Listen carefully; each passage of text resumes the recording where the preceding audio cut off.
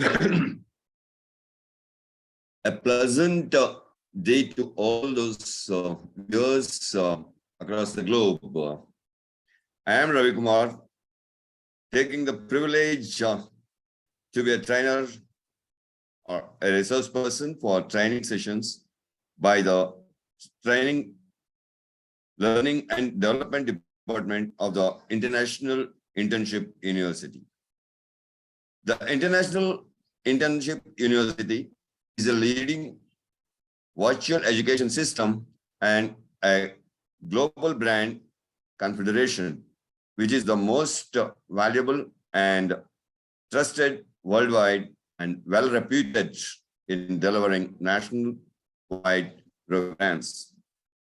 Globally, it is a trusted name for quality training programs and is committed to providing better and virtual education to all the young learners of the globe.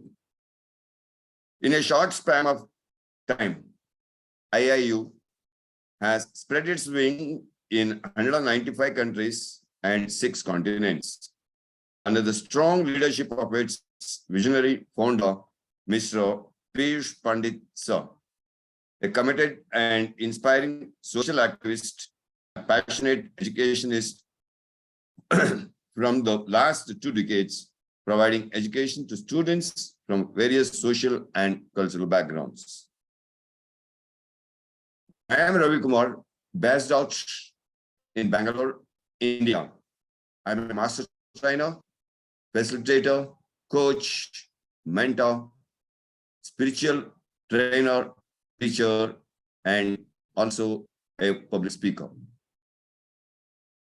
I have a huge background of experience of nearly 50 years now. Previous to my learning and development venture, I was in the Indian Army, where I did serve in the Indian Army for 30 years as a radio and telecom engineer. During my entire journey of 30 years in the Indian Army, I have taken part in more than 8 major insurgency operations, which has taught me lots and lots of lessons of life skills, and because of which I am able to give back to the society today with the learnings from the Army background. I'm a trainer for POSH, that is prevention of sexual harassment, and also POXO, that is prevention of children's sexual offense, certified from the Government of India, Ministry of Women and Children Welfare. So this is a small introduction about me. And today, I created a topic on the learning arena for all the educators, in fact, whether may it be a trainer, a facilitator, a coach, a mentor, or a teacher, or a faculty, so on and so forth, whatsoever it is. It is named as TED Talk, which I'll be talking to all of you in the coming next 50 to 55 minutes.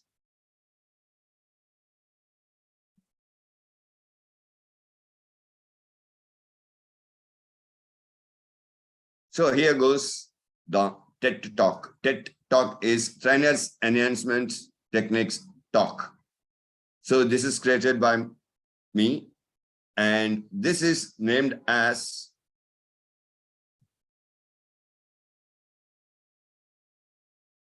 he map and she swap. To understand it in brief, he map and she swap. It is an acronym created by me, keeping in mind the basic etiquettes, ethics, and the requirements or the qualities an educator should have while imparting a training or while imparting education to the participants, whether they are the school students or the corporate employees or the college-going students. So now, let us jump into the topic and see what exactly does all these 12 letters in the English alphabet means for the educators. If you can maintain these 12 letters etiquettes in our career, then we can do a very beautiful sessions to the participants and they will be benefited much. The first H out of HEMAP, that is humor, right? Why we should have humor in the trainings or in the imparting of education? Humor, very seriously saying, it is a superpower at the work as well as in the life. Work can be of any nature, whether you are an educator or you are an employee in a bank or wherever you are. Humor always plays a major role. Humor is the one which connects with people and you build your network, but you have to keep certain things in mind before we do any humor. So let us understand what exactly the advantages of humor are. The advantages of being humorous in a session are that it creates a bonding with the audience. The more you are humorous and your training or your delivery is with humor, the participants try to understand the topic very clearly. Because anything learning with fun and curiosity makes the person to learn much more faster than being very too rigid or being too strict. Then it is always an energizing and an engaging activity because humor always engages the participants and the center point of focus would be on the facilitator whosoever would be facilitating.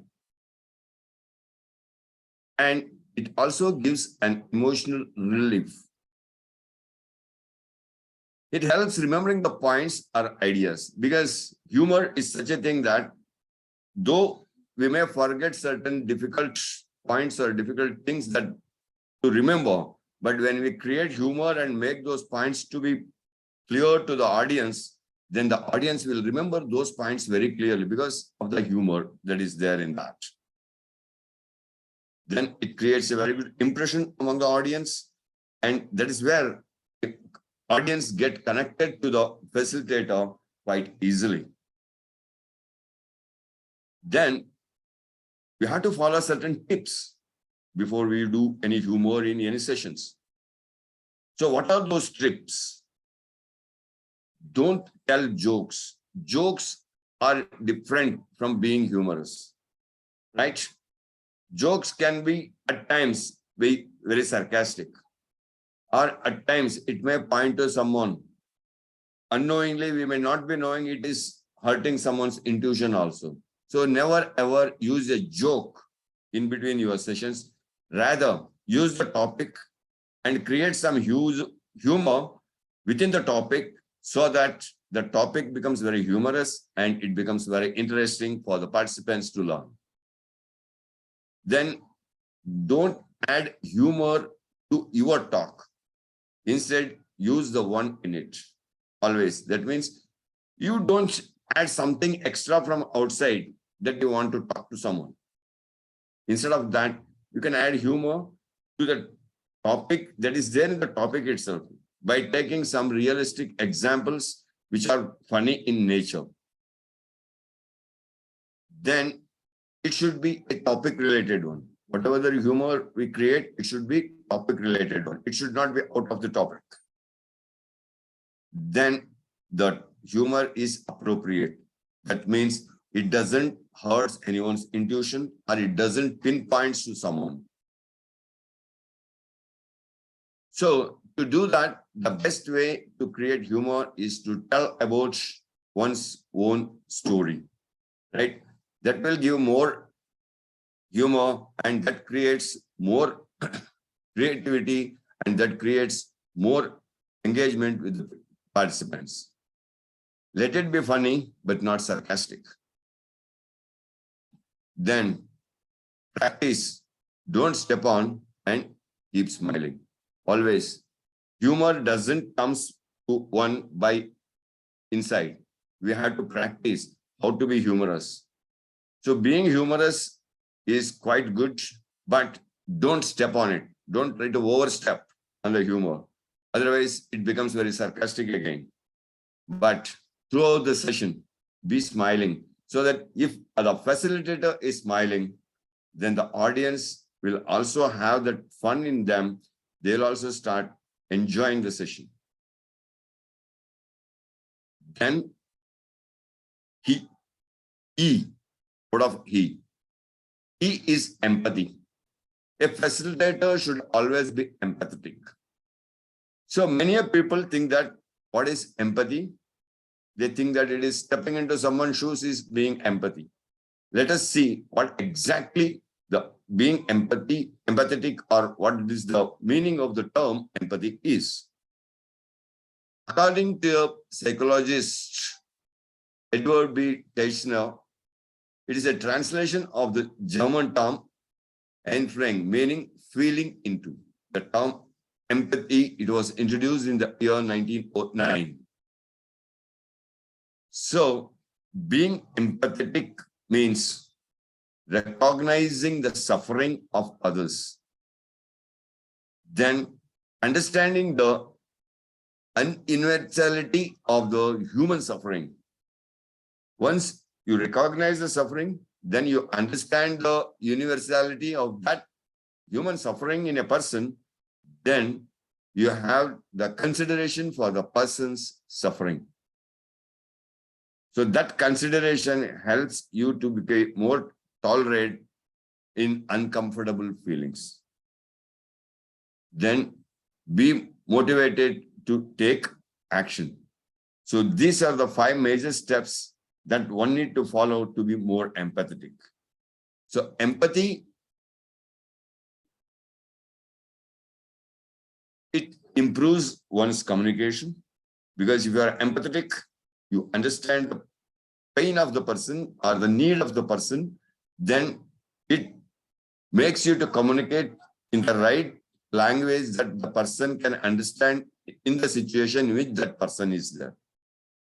It also increases the healthy work environment. It transcends a personal relationship. It improves the teamwork. So it decreases the negativity in a person. Then it leads to a happier circumstance and or happier life leading. Then the benefits of health being empathetic is that you will have less stress, strong immune in you, and better shaping. It removes toxic emotions like anger, jealousy, or resentment. Then there are 3 types of empathy. The first type is cognitive, that is putting oneself into another's shoes. The second one is affective or emotional empathy, that is understanding the feelings of others. Then the third is compassionate or motivational. This is where one sets an example for others. So though some says that it is inbuilt or a hereditary, fortunately it is a skill that can be learned and strengthened. Empathy cannot be inbuilt or it is not hereditary. It is a skill one has to develop and work on it to become more and more empathetic. That's how you can strengthen your empathy. So the 4 attributes of being empathy is to be able to see the world as they see it, to understand the feelings of others, to be non-judgmental of the person, and to communicate understanding of the other's feelings. Then mindfulness. Being mindfulness is very important for any facilitator during any sessions. So how can one be mindful? Giving utmost attention towards the topic, and also towards the audience. Then keeping the intentions very clear. Then showing the presence of mind during the entire presentation or during the entire session, and having openness. If a person gives attention to these three things, being attentive and having clear intentions, having the presence of mind and the openness, then automatically the mindfulness would be there in any person. So this mindfulness, it creates that self-awareness. So from self-awareness, once you are self-aware, it creates an emotional balance. Once the emotional balance is created amongst the participants and the facilitator himself or herself, then the social awareness should also be kept in mind, because social awareness is another important factor in one's life, whatsoever maybe one's profession is. Then managing the relationship between the audience and the facilitator. So all these clubs together, it creates a self-awareness. So being mindfulness is always beneficial in these many ways. What is mindfulness? So mindfulness is a state of awareness and practice.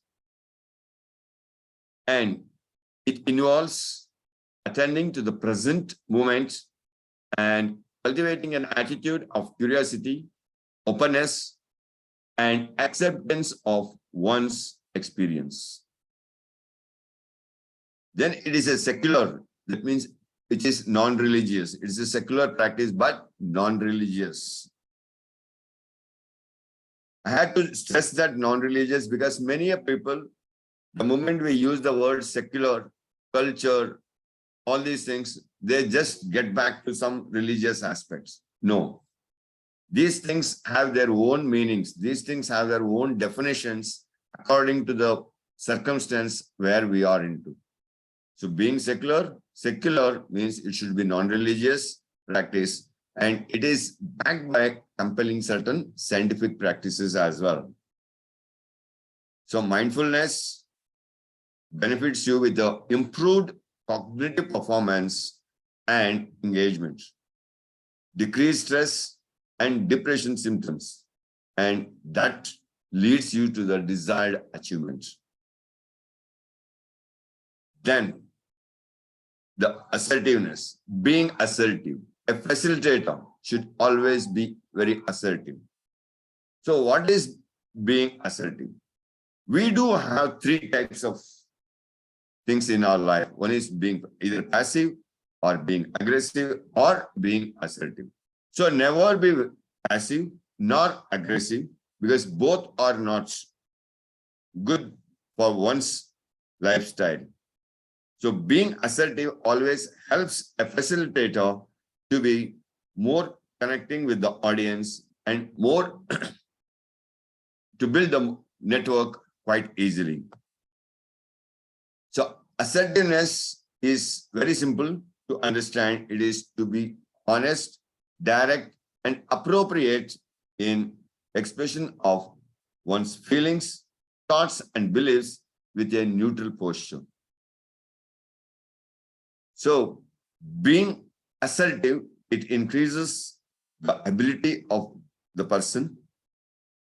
It guarantees the success, and it feels and like that to the feels and likes of other person to whom the presentation is being done. So it gives a better understanding and a better relationship between the audience and the facilitator.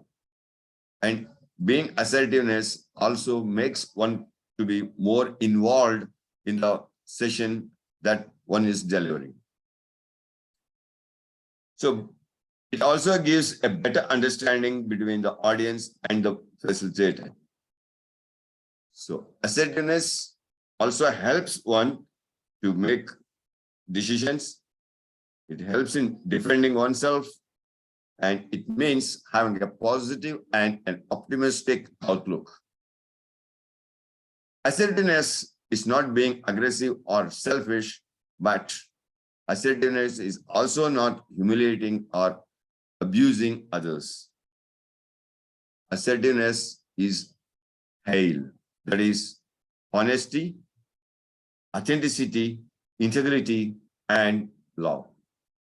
Honesty, that means to be clear and straight in your delivery of the topic. Authenticity, be yourself, be authoritative and be authenticative to whatever the topics that you are delivering. Integrity, to be the word that you use in your deliveries, and love, wish them well. Always love your audience. So there should be no discrimination between the audiences. Love all, wish them all, always best. Then the skills. The skills, major skills that one needs to have in him or her is that the first and foremost thing, as all of us know, for anyone to lead a life, the pivot of life is the communication skill. So being a good communicator, developing a good communication skills always benefits the facilitator. Then the grooming. Always groom yourself to be presentable so that your look itself attracts the crowd unto you. So grooming should be in such a way that it should not be over-groomed, or it should not someone feel that this person is dressing very high-fi. No. Your grooming should always be according to the audience to whom you are addressing to. Suppose you are presenting a presentation, or if you are doing a session to the top managers or the top management level, then your grooming should be according to that level. That means you should be in the complete business formals. The same thing if you are delivering a session to some students of a intermediate or an undergraduate level, then going in the full business formals may not work for you, because that creates the discrimination between the participants and the facilitator. So there, a normal formal dress, looking smart, looking good, looking presentable is quite good enough. So groom according to the topic and according to the participants, the types of audience whom we are meeting. Then having the fair knowledge about the topic of delivery. And finally, linguistic skills. Linguistic skills, it is always better one knows more than one language. Because many a times we know that only English may not work. So you may have to use certain regional languages. So it is always better if you are even comfortable with understanding the regional language, so that you will get connected with the audience quite easily. So it will be easy for the facilitator also to explain to the audience where they are not able to understand certain English terms. So knowing more language is always recommended for the facilitators. Then the presentation skills. Always remember your palm, 5 fingers. So these 5 P's technique, if you use in the presentation skills, your presentation will always be a successful one. So what are those 5 P's? The first P is plan. Plan your presentation well in advance, so that once you plan your presentation in the right way, with the right direction, then your preparing your presentation would be quite easy. Once you plan your presentation, Next, prepare the presentation. Preparing the presentation, and also the facilitator should also get prepared to present as well. That means the presenter should know the in and out of what the content he or she has created. So you have to prepare yourself for that as well. So to get prepared for that, you have to follow the third P, that is practice. So consistent practice makes you much better presenter.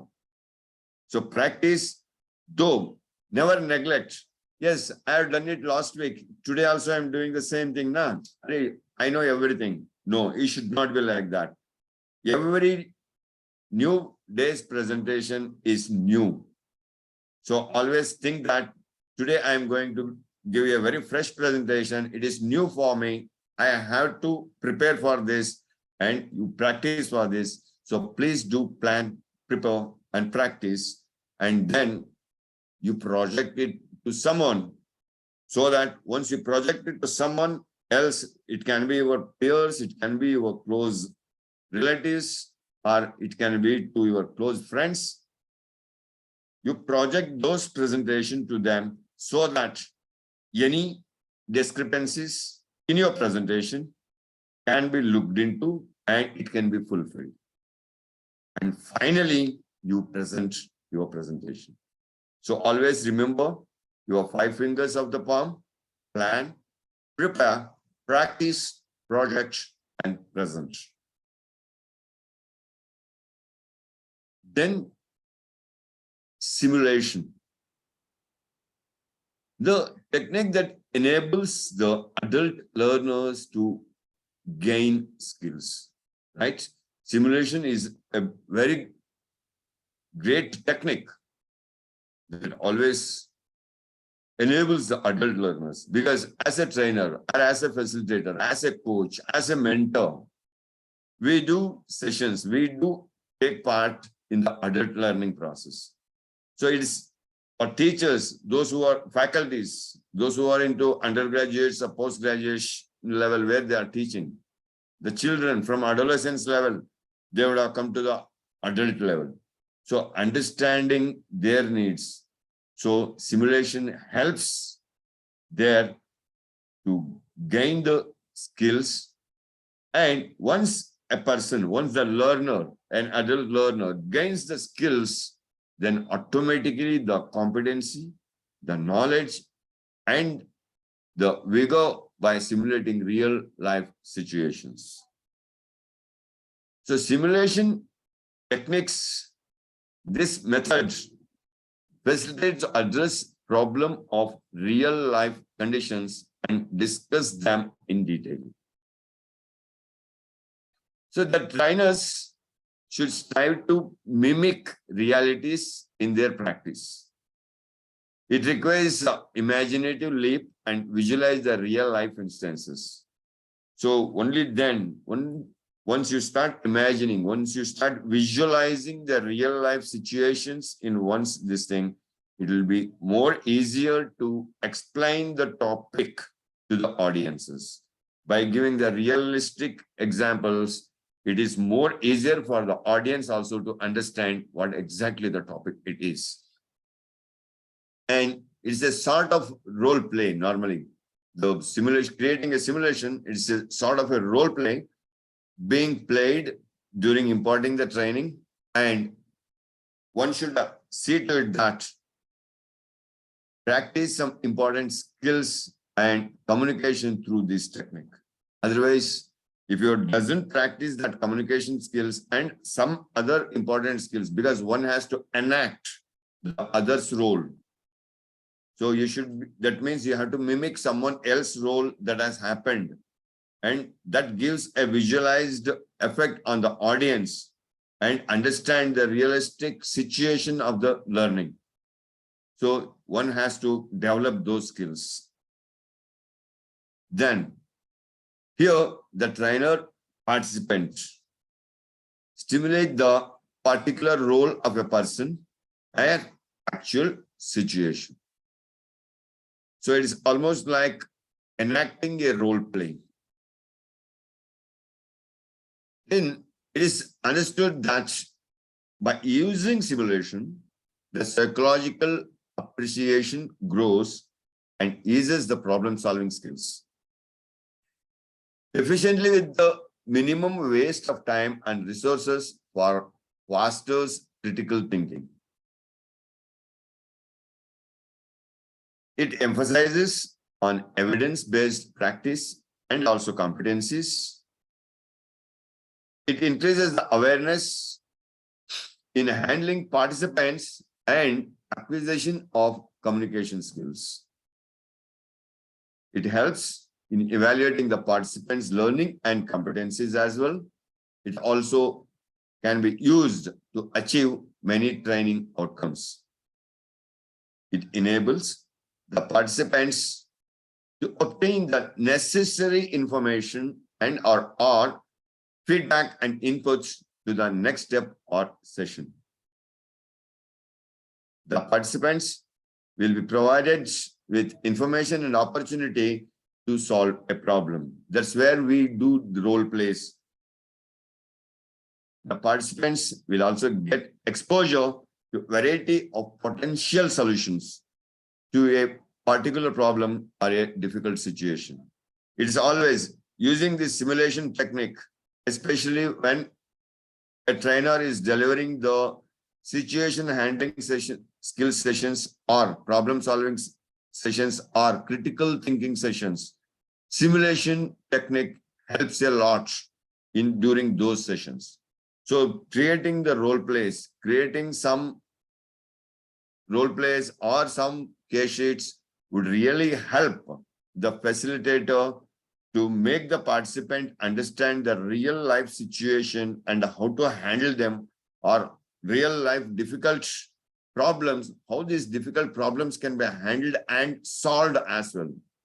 It is not simply not enough for the facilitator to make the participant understand how to handle a difficult situation, but it is also the important of the same amount that the participant should also understand how to solve the problems also. So this simulation technique helps them to learn more on this. The types of simulations are written simulation, audiovisual simulation, and live simulated situations. So the activities that can be done for simulations are the role plays, social dramas, or gaming. Either of three can be used. According to the level of participants, we can use either of these three techniques. Then, humbleness. A facilitator should always be humble. Being humble is very important. So, what is humbleness? Humbleness is not simply saying that that person is down to earth. Yeah. That means it's not that that person has dig some thing and he has come down from earth from heaven. No, down to earth. Down to earth in the sense, understanding the problem of the weakest participant of the session and trying to make that particular person to understand and learn the required skill set for that particular person. That shows the humbleness of a facilitator. So being humble is always another criteria for a facilitator or a trainer or an educator. It is one of that quality that opens the doors of success faster. So it is treating others like one wants to be treated by himself or herself by others. Being humble. That means you would have seen many children, they want to be attention to be given to them. So they want to become the center point of attraction. So how to handle these sort of things? So being humble means, right, okay, you focus on those children also. And they also want to prove themselves that they want to be looked equal amongst others. So We have to treat those people also, those participants also like others. That means you should not have any discrimination between amongst the participants. Yeah, he is looking smart or she is looking very energetic, or this person answers all the queries, or this person gives answers to all the questions I throw. No, that means you are not humble. So making the person who is not able to answer, find out the thing, get to that person and understand why that person is not able to participate in that session. To make each and everyone to participate in the session and understand the benefit of that particular session and understanding the problem where the difficulty is there in understanding certain skills. So that makes you much more humble. It's all about understanding the self weaknesses, being passionate about seeking knowledge from others, even if one is an expert in that field or domain or vertical. Right? Always, never ever think that I know everything, because none of us know anything. Learning is such a process. So for this, I would like to say, give the examples of a cardiology surgeon or a dentist. They must be world-class cardiology surgeon. They would have carried out hundreds and thousands of surgeries. But still, when it comes to self, they have to go to some other cardiologist surgeon only to get operated, to undergo the surgery. They themselves cannot do the surgery for themselves. Same case with the dentist. A dentist cannot do the root canaling for himself or herself. They have to go to some other dentist. So never think that I am the topmost person, I can do everything for me, and I need not learn anything from anyone else. So let us be very humble. Let us start in a session thinking that I don't know anything. I'm zero here. So once we know that when we are zero, then it is easy for us to understand what we have understood. As long as we doesn't understand what we have understood, then it is not that easy for ourselves also to deliver what we have understood. So understanding the understood lesson is more important than understanding an ununderstood lesson. It is to understand and accept when wrong and not taking the constructive criticism as a negative. Right? Always be positive. That's what I said earlier, being assertive. That is being positive. So even the negative feedbacks or the critic feedbacks that are being given, take them positively, because the positive will have value only when there is a negative for it. If everything is positive, then that will not have any value at all. If I have to value digit 1, then there should be something below digit 1 that is negative. Either it can be 0 or it can be -1. Only then the +1 will have the value of it. Otherwise, plus, if you just say 1, 1, 1, 1, 1, it doesn't have any value. Always look at the other side of the negativity. There you find what is the positive thing in that.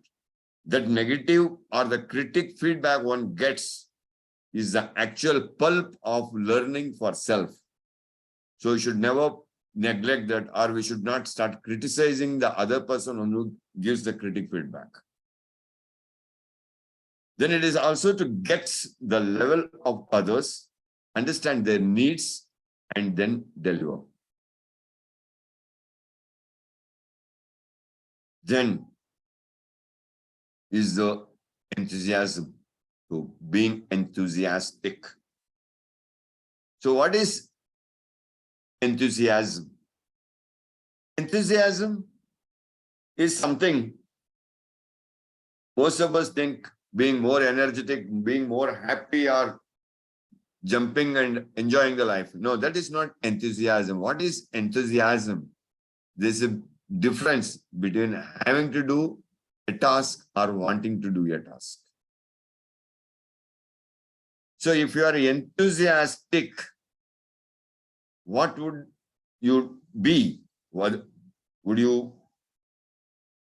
want to do a task, or you would have to do a task? So it impels action in such a way that motivates and envelops the person to totally focus the mind to the work easily and make it look like simple or look like a play, and time passes unnoticed. That means instead of deciding a work that needs to be done, instead of thinking that I have to do this work, better way is to always think I want to do this work. When there is that willingness in the person to do anything, the enthusiasm automatically comes. Then it is all about showing the good feelings and the excitements about doing something. It's also about feeling good and favorable about things and outcomes. It acts as a fuel for an inner fire that brings success in the life of a facilitator and also in the life of the participants. It is about not displaying the disinterest when things look or become difficult or tough. Even the things are looking tough or becoming tough, if you show interest in carrying out that particular thing or that particular task, it becomes much more easier. Instead of showing disinterest towards doing the difficult task, show interest, show willingness, so automatically you become much more energetic and much more enthusiastic. It's about showing imitativeness and motivating others with positive encouragement. So the importance of being enthusiastic is that it allows a person to keep priorities in order to stay on task and helps to push through difficulties and failures. Then it gives motivation to take proper and sustainable action every day. It stabilizes the mental strength. It allows to live with consistency. And it gives satisfaction and ignites the interest in doing even difficult things in an easy manner. It also allows a person to be more passionate, interest, eagerness to do something. It helps one to continuously reinvent the things. It maintains the top of the mind presence. It helps to stand out amongst the others. It cultivates to stand out, cultivates brand visibility, and creates a market space for the facilitators. And it generates excitement and buzz in the session. Then skills. So what are the skills, or what do you understand by skills? Skill means ability to do something with precision. That means to add something more to the existing abilities, add and keep advancing in the growing world. So what are the necessary skills that are required for a trainer or a facilitator or an educator, or the most important or the most basic required skill sets that are necessary for an educator is is that to survive in the advancing world. That is because survival of the fittest. As all of us know, one who is fit, he survives. So necessity to develop our skills to survive in the advancing world. All of us know how the pandemic has taught us such a great lesson. None of us were used to this virtual platform, online learning. In the initial stages, learning on the online itself was very difficult. Now, it has become so easy. It is as easy as swallowing an ice cube. To be at par and compete with other advanced counterparts. So developing or upgrading one's skills or upskilling one's skills always keeps one at par and compete with the others in the advanced level of skills. Then it also helps one to climb to the higher level so as to achieve success persistently. It helps to develop self, others in the field, the participants, the society, and the nation. To upgrade oneself in various verticals and domains to carry out multitasking. It also helps to get branded and stand ahead of others in the field. So basically, there are two kinds of skills one should have. The first type of skill is a core skill, which is a very important one.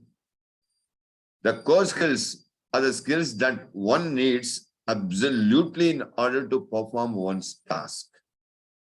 Whatever the profession of that particular person is, to develop that professional skill, whether it is technical or whatever it is, that particular skill, that workspace skill, that is very important. That is the core skills. So these are directly tied to the outcome, without which one cannot perform properly in the given task. Then the second, for example, the linguistic skills, imagination skills, storytelling or writing skills, etc.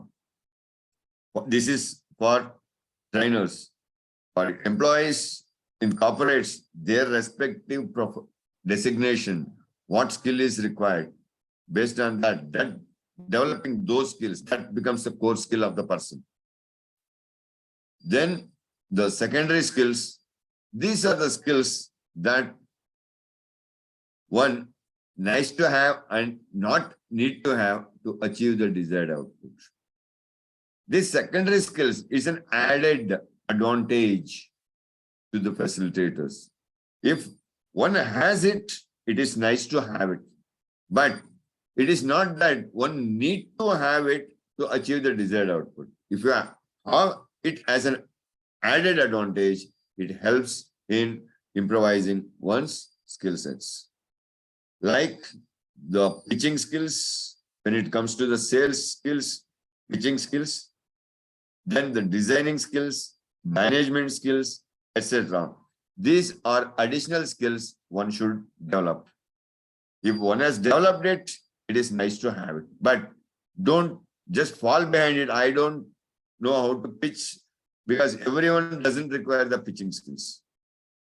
Everyone may not be requiring the management skills. These are all the additional skills one needs to develop where according to the requirements.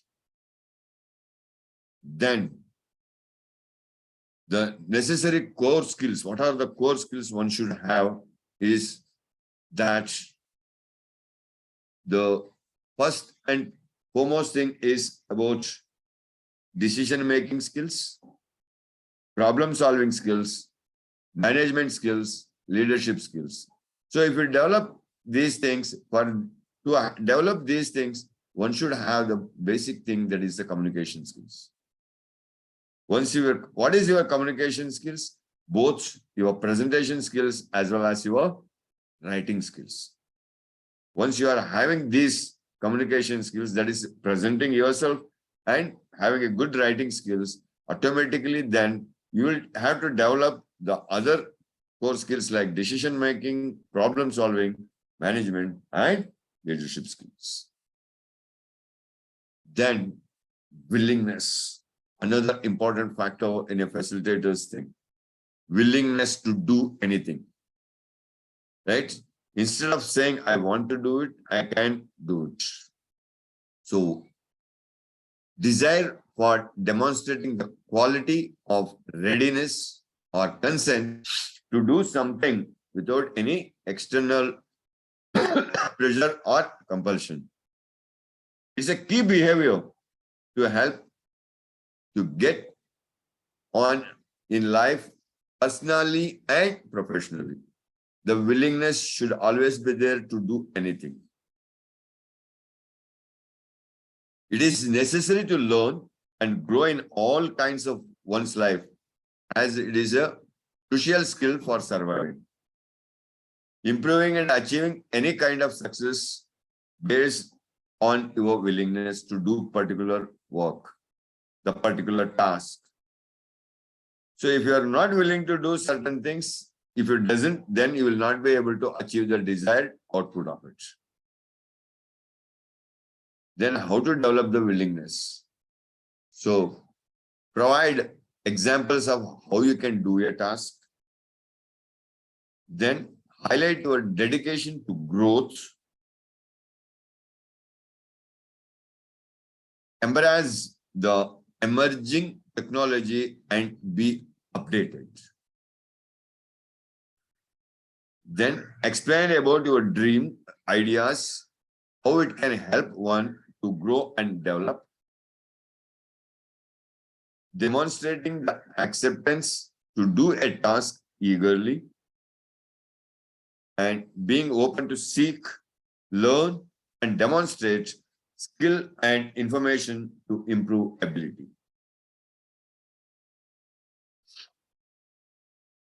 Why willingness is important? It gives ability to create for creativeness, generate more ideas, and be more innovative. It opens doors for success. It helps to deal with the unexpected and solve the problem. It helps to improve the self-confidence. It also gives more flexibility and it helps in meeting and interacting with more inspiring people. Then the attitude. The attitude is the combination of behaviors, the effectiveness of your behavior. These are the components and it gives the cognitive attitude. So, attitude functions in 4 directions: the adjustments, ego defenses, knowledge, and value expression. So, methods to bring change in one's attitude. So, providing the right information, use of fear, that means you should be afraid of doing what is not to be done. That usage of fear should be there. Resolving the discrepancies, that means finding the discrepancies and trying to fill them up. Influence of friends and peers always brings the change in the attitude of a person. Having good communication also brings in change in the attitude of a person. And looking at the society, learning from the society also gives a change in the attitude. But there are certain barriers to change in the attitude, that is having the prior and strong commitment. So if a pre-mindset is there where one doesn't want to change, then changing the attitude is difficult. This is the major setback or the major drawback one has. And having low credibility. Then the insufficient information. If you are not having insufficient information in delivering, then your attitude changes. So it becomes a barrier for the person, because one will not be able to answer the queries that the participants or the audience would be seeking from you. Then the degree of fear, if the degree of fear is more, then the attitude also changes. Then the important one is having passion towards the work that one does. Passion is an intellectual, emotional, and physical drive that generates positive action. It is just more than enthusiasm, excitement, and energy. It is an ambition materialized into action through a heart, mind, body, and soul to make something possible. So, how to find the life with passion? Ask yourself about what needs to be done. Watch and guard yourself. Think and believe. Surrender and let go. So to hone passion and make it shine, passion is like a precious diamond just waiting to shine. So honing the 3 P's, that is practice, patience, and persistence. So honing means to polish or to remove bad and keep the good ones in you. Passion is so precious and is the key to happiness, success, and to be total content. It may not yield monetary benefit initially, but surely will if you keep it up. By practicing these 3 P's, you will create a spectacular ripple effect of inspiration in the lives around you. So this is all about he map, she swap.